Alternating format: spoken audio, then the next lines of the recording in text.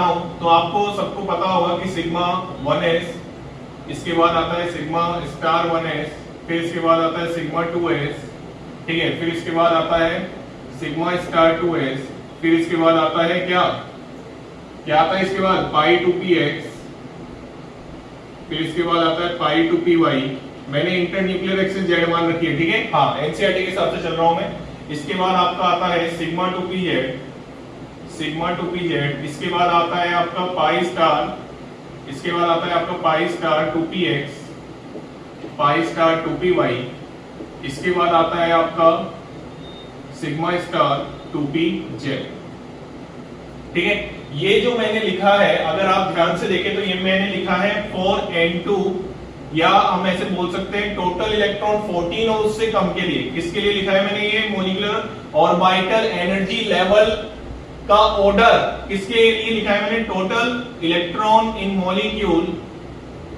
Molecule less than equals to 14। जैसे आपका हो गया Li2, ठीक है, जैसे आपका हो गया Li2, Be2, B2, C2 और N2।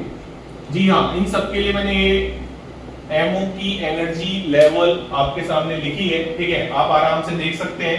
ये वैलिड कहां पे होगा, जहां पे मॉलिक्यूल में 14 या 14 से कम इलेक्ट्रॉन होंगे, होमोन्यूक्लियर डाइएटॉमिक मॉलिक्यूल की बात कर रहा हूं मैं, ठीक है। चलिए अगर मैं इसी के नीचे लिखूं, ध्यान से देखते जाना, यहाँ पे मैं लाइन लगा देता हूं जिससे आपको बिल्कुल क्लियरिटी के साथ समझ में आए।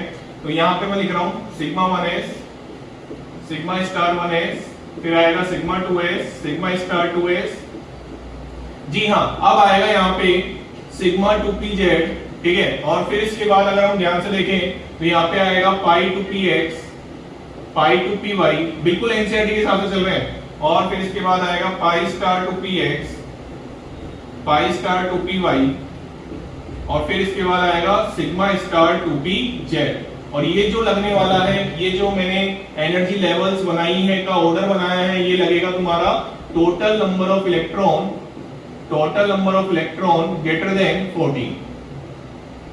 जी हाँ, ग्रेटर देन 14 है बेटा, 14, ठीक है। जैसे हो गया O2 हो गया, F2 हो गया, इन सब के लिए लग जाएगा। हाँ चलिए अब एक एक